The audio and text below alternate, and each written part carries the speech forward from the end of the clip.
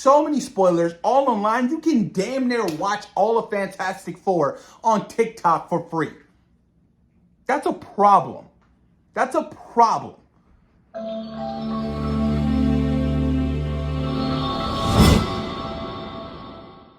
We got the second weekend results for the Fantastic Four First Steps at the box office, you guys.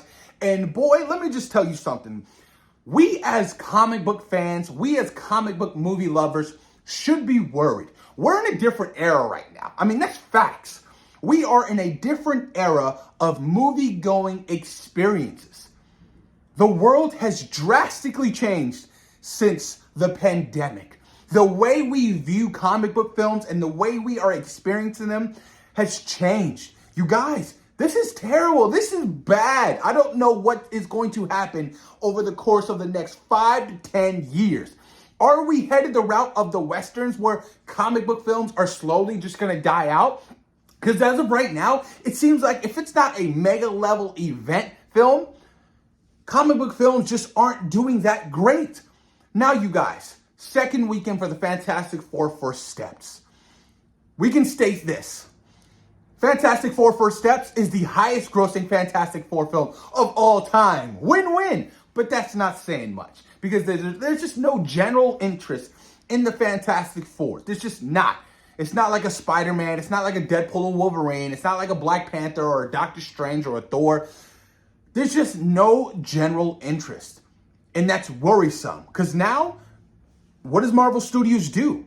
Are they going to sign on for a potential sequel for the Fantastic Four First Steps if it drastically keeps underperforming? Honestly, this is a cause for concern. So, what are the results? A 66% drop for its second weekend, you guys. 66%. I think Captain America Brave New World had a 68%, and we know that film just wasn't good. Fantastic Four is arguably the best comic book film of 2025. Easily the best film of July. I enjoyed it more than Superman, and I enjoyed it more than Jurassic World Rebirth. So this is concerning. Domestically, it pulled in 198 million. Internationally, it pulled in 170 million. Worldwide, you guys, it sits at $368 million. So it didn't break $400 million its second weekend. But more than likely, it will be the highest grossing Marvel film of 2025. But like I said, that's not saying much.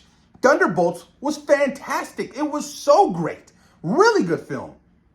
But underperformed. There are so many causes for concerns, and we can go over the reasons, you guys, of why this is happening to Marvel Studios, what Kevin Feige should do. It's crazy to me. It's crazy. Maybe they decided to drop all the Spider-Man stuff this weekend to, kind of avoid the numbers for the Fantastic Four First Steps for its second weekend. Because Spider-Man and all the set photos and stuff like that generated a whole bunch of buzz. Everybody was talking about, people are still talking about Spider-Man right now, you guys. It's insane. This is crazy. Now let's compare Superman. Superman's second weekend, you guys, a 53% drop. Wonderful. 53.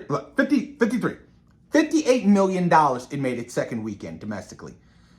No, is that true? No, sorry. $236 million domestically by the time Superman its second weekend. $173 million internationally, and it pulled in $409 million worldwide its second weekend. Superman currently sits at $551 million. That's pretty damn decent. I mean, look, it's the start to a brand new universe. It's a rebirth of these characters. Will it make less than Man of Steel? Possibly. I don't know how Warner Brothers and David Zaslav truly feel about Superman's box office results. I know you see articles of them, really excited about the numbers, but, maybe we're just in this era of comic book films only grossing between 550 to 650 and studios being happy with that. We're no longer in the era of billion-dollar comic book films. Deadpool and Wolverine, Spider-Man No Way. Yeah, those are the only two films post-Endgame that made $1 billion. That is it. And I'm not talking like a Barbie or Oppenheimer. I'm talking comic book films. Those are the only two. No Way Home and Deadpool and Wolverine. That is wild to me. Marvel has been quantity over quality post Endgame, and they have shot themselves in the foot. And I don't solely want to blame Marvel Studios for their demise.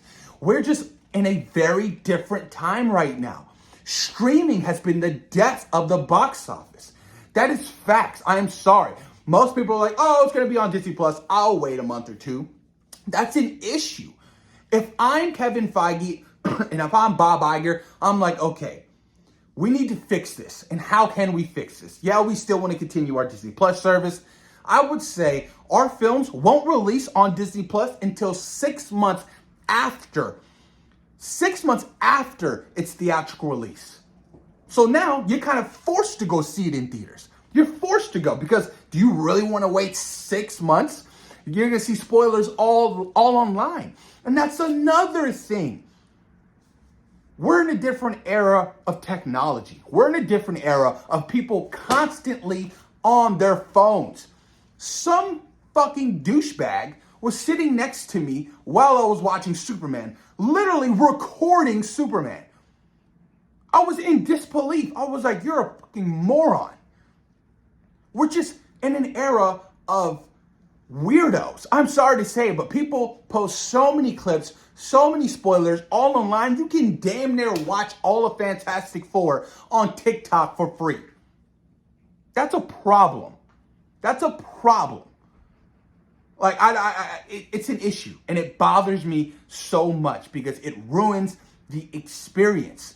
There's spoilers all online, so people could just watch your film online on TikTok, on social media with no issues. You know, that they got to figure out that solution. They have to. So like I said, cell phones, Disney Plus, the cost of living, you guys, is another issue. It costs a family an arm, a leg, a toe, an eye, an ear just to see a film.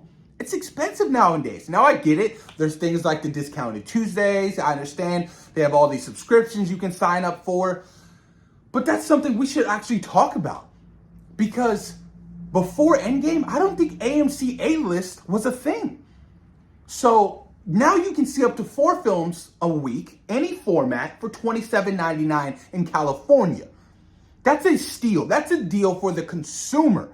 But what is it actually costing the studios? Because I remember going to go see The Dark Knight Rises like 4 or 5 times. I saw Black Panther in theaters like 6 times. That was before AMC A-List. So I paid every single time to go watch that film. Now you can put 4 reservations in for $27. So is AMC A-Lister hurting the movie-going experience and destroying the box office results for these comic book films?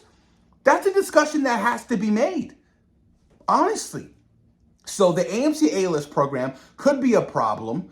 The cost of living, the cost of movies, the food, all of it, the popcorn buckets. I'm sorry, but I'm not spending any more money on a goddamn popcorn bucket. Like I said, $20 to get in. If you want popcorn and a drink, that's another $20. And you want a popcorn bucket, that's going to run you about $120 just for the movie-going experience.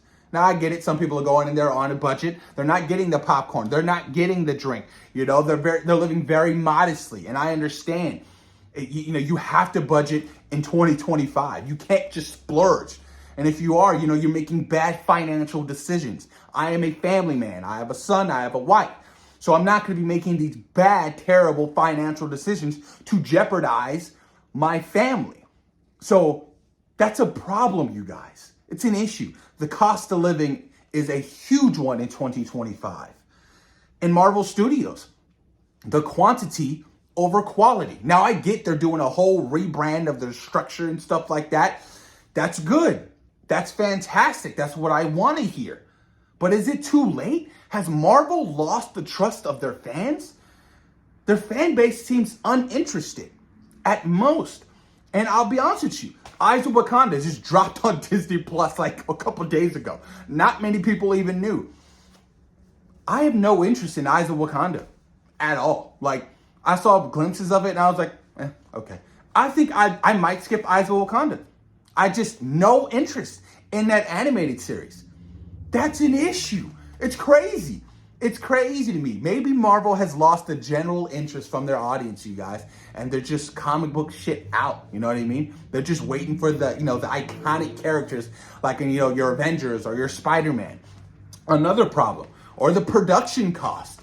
Are these films just too damn expensive nowadays that these studios don't see a profit anymore? Because your average comic book film is going to cost you around $200 million. And that's not even equating to marketing and everything else and the theater cost. And, it's expensive. So how do you cut the cost of making movies? X-Men, I heard they're going to go for, actors who aren't big name actors so they can pay them nickels and dimes. I mean, look at Superman. David Cornsweet, Rachel Brosnahan, the two leads of the film were paid less than $1 million. Maybe you have to now start negotiating lower prices and promise possibly box office profits. Maybe that's a route they go. But this is wild to me, you guys. I want to know you guys' honest thoughts and opinions on what's the cause. How do we structure out? How does this get fixed? I mean, less comic book films. This year alone, we had Superman, Captain America: Brave New World, Thunderbolts, Fantastic Four: First Steps. That's 4. 3 of those being Marvel, 1 DC. We still have, you were throwing streaming stuff. There's a lot of streaming stuff as well. It's just a lot right now. It's a lot. And scaling back could ultimately benefit them. The next MCU film is not for an entire year. And that's Spider-Man Brand New Day. That's awesome. We get a little bit of a break. But how does Bob Iger feel about that? You know what I mean? Honest thoughts and opinions. Let me know what you guys think in the comments down below about the struggles of the box office for the Fantastic Four: First Steps. It's looking to end its theatrical run anywhere between $550 to $570. Let me know what you guys think in the comments down below. And of course, thank you guys for taking time out of your day for watching Geek Fandom Media. Peace.